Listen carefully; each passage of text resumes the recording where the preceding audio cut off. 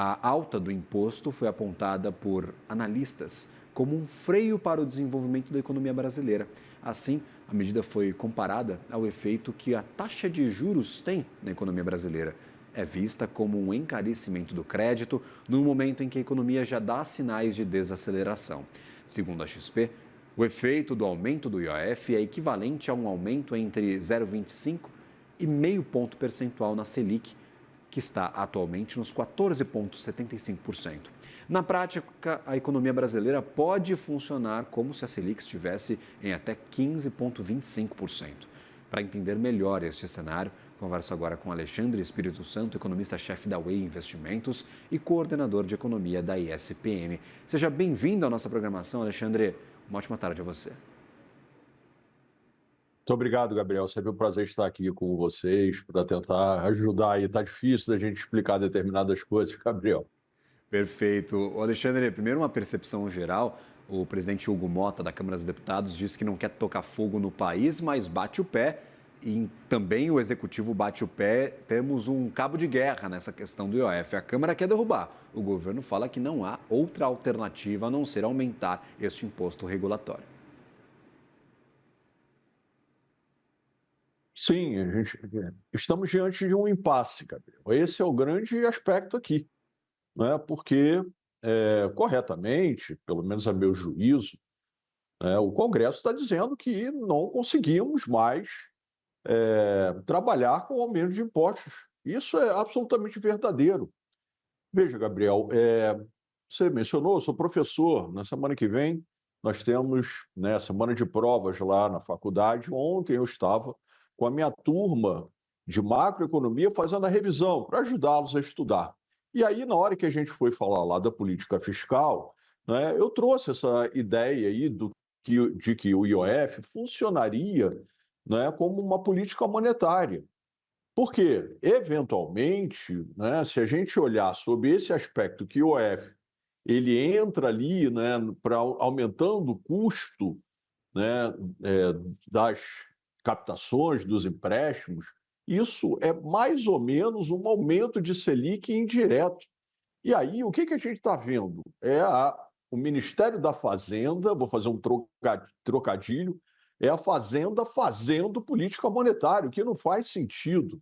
Não é? Nós já trabalhamos 5 meses, até o final de maio, para pagar impostos. Não é? Ou seja, foi como eu falei ontem para eles.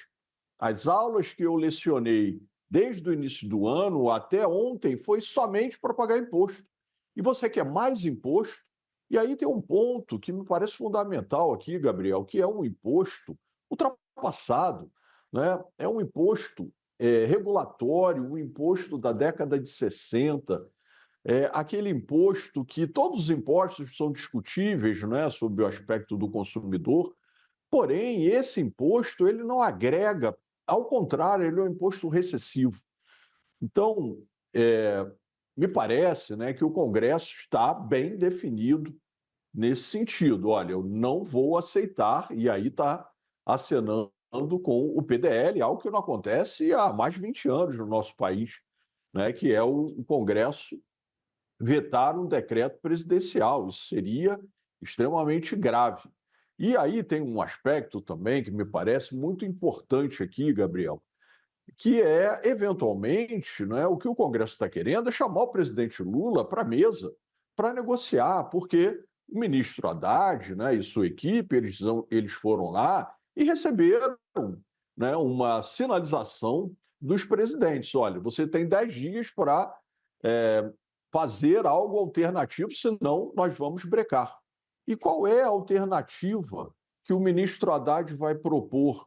A única que teria na mesa, pelo menos a meu juízo, é ele aumentar o contingenciamento. Mas isso tem implicações, né? Então, falar de ajustes pelo lado do corte dos gastos não é algo comum no nosso país, infelizmente. O ajuste fiscal sempre vem pelo lado da receita. E dessa vez está vindo por um imposto que, sob todas as óticas, é péssimo. E o contingenciamento são medidas estruturantes de cortes de impostos ou elas servem basicamente para jogar poeira para debaixo do tapete, Alexandre? Pois é. Veja, é, é, a gente está olhando aqui aliados do presidente reclamando do IOF, né? Se a gente pegar, por exemplo, tem o Josué Gomes, da Fiesp, que é filho do vice-presidente do primeiro e segundo mandato do presidente Lula. Ele está dizendo que é inaceitável. E esse é o aspecto, né? Nós precisamos fazer reformas estruturantes, como você bem colocou. Não adianta nós tentarmos, de alguma maneira, fazer um corte aqui e ali, não é, em eventuais gastos, não é, que a gente não tem, que não são obrigatórios, que são chamados de gastos discricionários. Nós precisamos fazer uma reforma profunda do Estado brasileiro. Há muito tempo, né, que isso urge, é necessário, indispensável. Porém, de alguma maneira, o que nós fazemos é tentar, um período aqui, outro ali, a gente, né, ir tergiversando. Olha, não, a gente agora vai cortar aqui, agora nós vamos trazer esse imposto.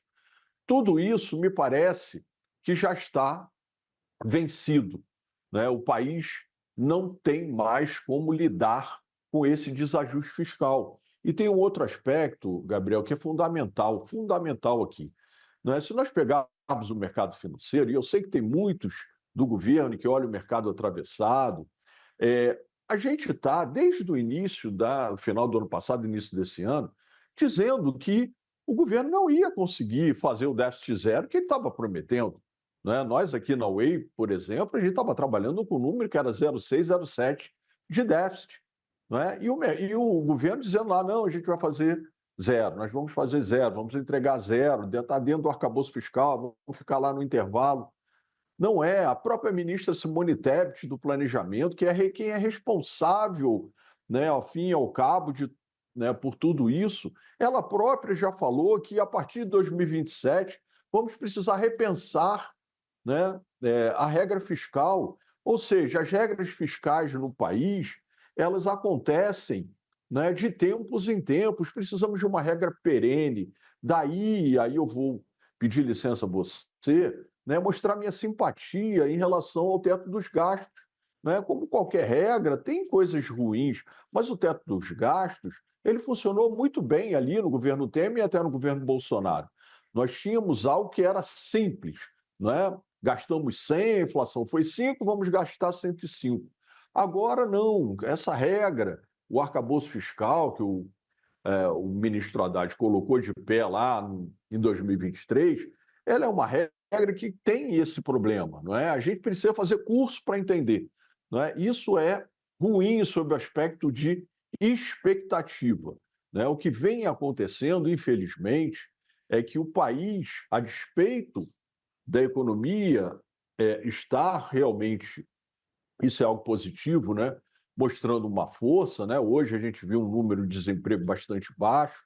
Amanhã o IBGE vai divulgar o PIB do primeiro trimestre, pode ser que o número seja melhor do que o mercado espera, mas a inflação está lá, acima, muito acima do teto, não é? Porque o centro da meta é 3, o teto é 4,5, e a gente está falando de uma inflação que está rodando a 5,5, quase o dobro. Isso, de alguma maneira, penaliza as classes de rendas mais baixas. Então, o que é necessário? Não adianta o Banco Central vir com a política monetária colocando o juro mais alto, não adianta o governo fazer, através do Ministério da Fazenda, uma indireta, não é, para subir a Selic, como a gente estava falando ainda há pouquinho, né, se, por outro lado, a política que a gente chama de parafiscal, ela está frouxíssima. E aí fica um vetor para um lado, um vetor para o outro, e a gente, infelizmente, está distante de voltar com a inflação para dentro da meta. Esta alta do IOF, caso ela seja sustentada, Alexandre, a gente tem que colocar esse asterisco porque a Câmara dos Deputados foi bem dura na sua colocação agora pelo presidente Hugo Motta. Caso ela persista, dá para a gente cravar que o Banco Central parou por aqui com as taxas de juros porque ela pode funcionar como essa política monetária e restringir ainda mais a atividade no Brasil? Então a gente pode dizer que 14,75 é a taxa terminal do Brasil? Sim, Gabriel, independente. Independente de se nós vamos manter ou não o IOF, a minha percepção hoje é que o decreto vai cair. Mas, independente, eu acho que o Banco Central já fez o trabalho, né? Nossa expectativa aqui na UEI é que nós caminhemos aí com 14,75 até o fim do ano, somente no início do ano que vem, aqui no nosso cenário de referência, que o Banco Central começaria a afrouxar a política e fazer reduções pontuais de 25 pontos. Mas, repito, acho que nesse momento, pelo humor que parece, é dificílimo que essa questão do IOF vá adiante. Até porque nós vamos ter um baita problema se isso acontecer, porque se o Congresso vetar à medida em que o Executivo reforce, é provável que isso acabe no Supremo. E aí o clima, né, que já anda um tanto quanto beligerante, vai piorar. E, pelo menos a minha expectativa, é que ninguém quer ver o que já está ruim azedar definitivamente. Então, minha percepção é que nós vamos ter uma queda aí dessa questão do IOF. Alexandre Espírito Santo, muito obrigado por nos ajudar a entender os impactos do IOF na economia, as alternativas que existem para o imposto sobre operações financeiras e, claro, como essa bagunça política pode afetar as expectativas. Sempre bem-vindo à nossa programação. Uma ótima tarde, um bom trabalho ao senhor. Muito obrigado, é sempre um prazer. E uma boa sorte também para os alunos que vão fazer prova de macroeconomia. Pega leve, hein, Alexandre, por favor. Tranquilo, tranquilo. Um Eles estão abraço bem para você. preparados. Um abraço para você, meu cara.